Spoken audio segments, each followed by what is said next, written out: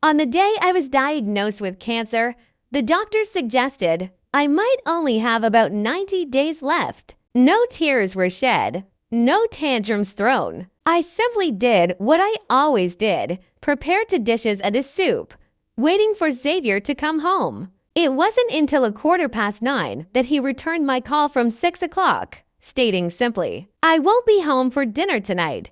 How laughable. At 9 in the evening, skipping a meal is more like missing a late-night snack. I reheated the meal and ate heartily, remarking to myself on the quality of my cooking. 89 days left. When I woke up, I was alone at home. Xavier hadn't come home all night. This wasn't the first time, so I didn't take it too seriously. But it felt like a bit of a shame. In the last 3 months of my life, he missed another day. In the afternoon, Xavier texted me, saying he would come home for dinner. He didn't get home until 8. Looking at the empty dining table, he asked, "Where's the food?" Clutching my aching stomach, I trembled. "If you ray hungry, cook something yourself." Xavier went out again. In reality, there was still leftover food in the kitchen. But when I caught the scent of Chanel No.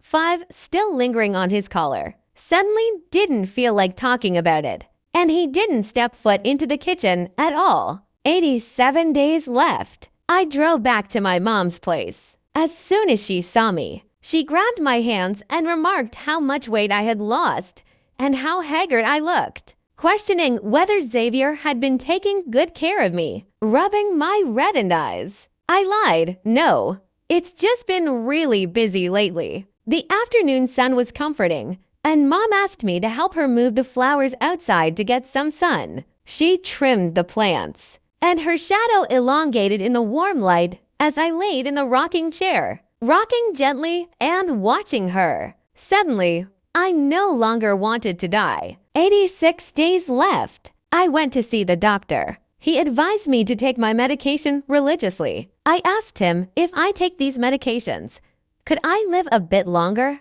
The doctor reassured me to stay calm and that treatment could bring hope.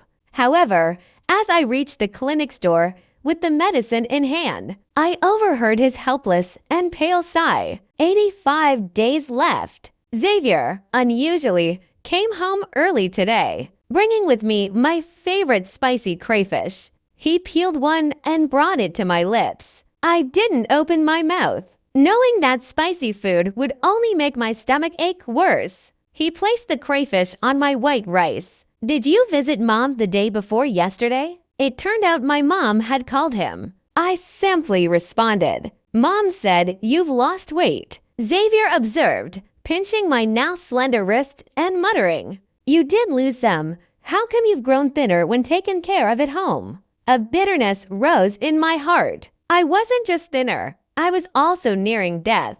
Xavier was about to kiss my fingers tenderly when his phone rang, interrupting the moment. He glanced at it, hesitated, and then hung up. "Telemarketer, ignore it. Let's eat." But I clearly saw the name Rosalind on the screen. Rosalind, one of the chief designers at the Cheongsam studio, Xavier, and I founded. Also the woman who favored Chanel No. 5.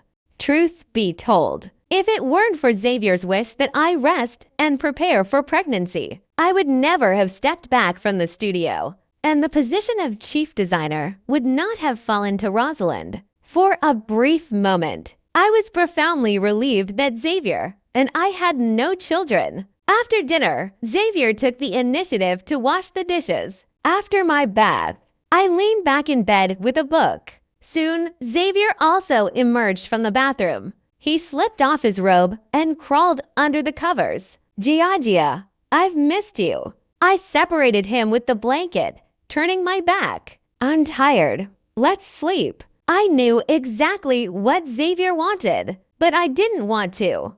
Nor did I want to force myself to comply. 84 days left. Xavier and I woke up around the same time. He embraced me from behind, his chin resting in the nape of my neck. "Jiajia." I broke free from his embrace, stating bluntly, "I'm not interested." After being repeatedly rejected, Xavier became visibly upset. He ate breakfast in silence, left the house without saying a word, and before leaving, didn't even ask why I wasn't interested. After lunch, I drove to my mother's place. My mother had cleaned the house, turning up many things from the past, including several diaries from my high school days. 16 years ago, in my sophomore year diary, nearly half of the pages had X scribbled on them, the initials of Xavier's name. He transferred to our class back then, and the teacher placed him behind me.